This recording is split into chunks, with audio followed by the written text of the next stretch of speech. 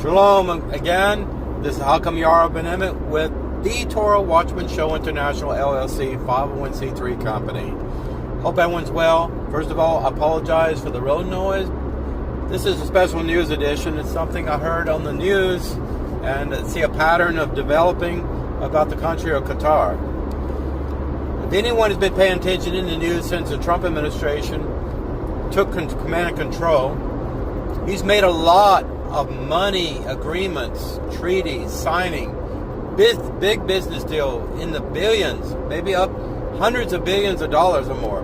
You heard about Qatar sweetening the deal to the president, giving him a free plane. Yes, a lot of debate about that. It's not wrong. It's not illegal. Past presidents have gotten favors like this too. You know, the Air Force One, the presidential plane was having a lot of problems, needed to be rebuilt, and I think Boeing was running behind schedule. But anyway, what I want to talk about Qatar, I don't know what you know about Qatar. It's in the center of the Middle East. It's where our headquarters for Middle East intelligence and everything is. Our soldiers are there, thousands of soldiers there. The history lesson in Qatar is that it's just one of those little emirate countries that were just drawn up and created by the British Empire. You know, like Kuwait used to not been a country until the Arabs and reached agreements with the British Empire to essentially draw lines around a nation state, around an oil rig or a lake of oil underneath the ocean, a sea, or something like that. But Qatar is well known for Osama bin Laden. Everyone remembers 9/11, the Osama bin Laden, the Al-Qaeda terrorist, the mastermind behind 9/11, murdering of our people, you know, on that horrible day. Well, there is connection now between Qatar's government there, yes, with Osama bin Laden and Al Jazeera network, all back in that time, you know, back in the history.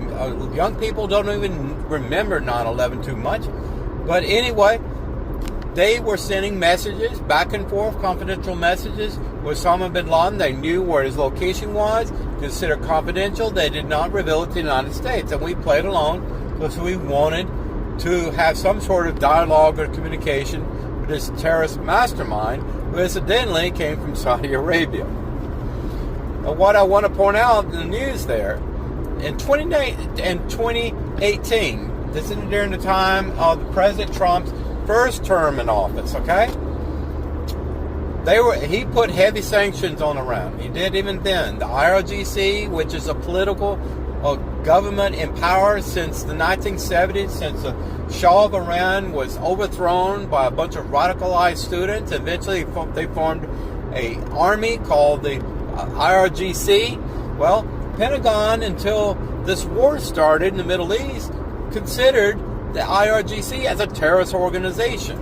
But what happened in 2018 is mind-numbing. Get this, Qatar was willing and dealing with the IRGC even during that time in 2018, and they were exchanging data, funding, also helping their military to shortchange the sanctions, to essentially cheat the system. They were doing that since 2018. And I cannot believe the president did not know that before he signed all these business deals with Qatar. It seems like that's our best friend there.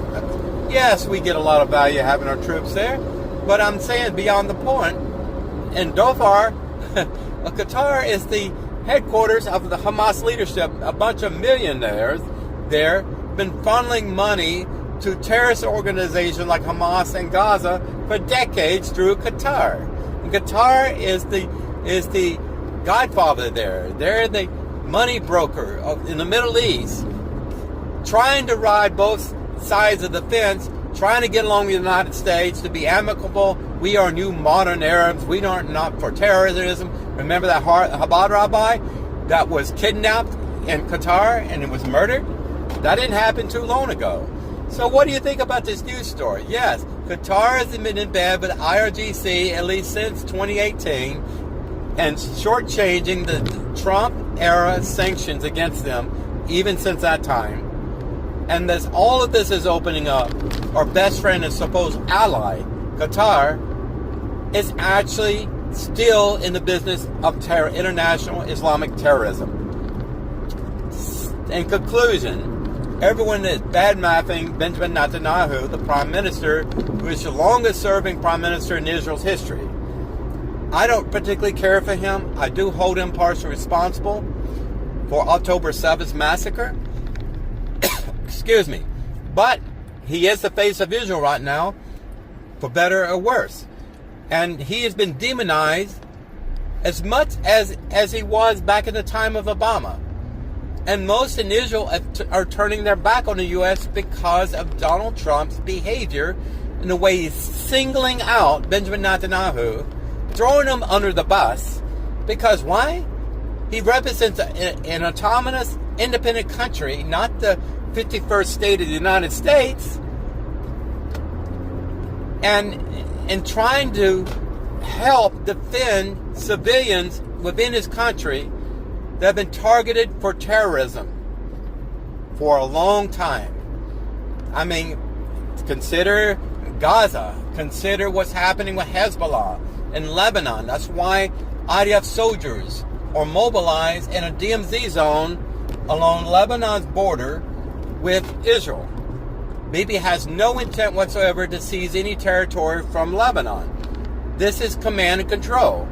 But Bibi is badmouth for even doing that, who is essentially representing himself as the president of this country. What do you think about this? Listen, knowledge is power, and a Jew never forgets. Please check this out and fact check me, okay? Fact check everything I'm telling you and find out if it's the Emmett truth. Shalom Aleichem, signing out.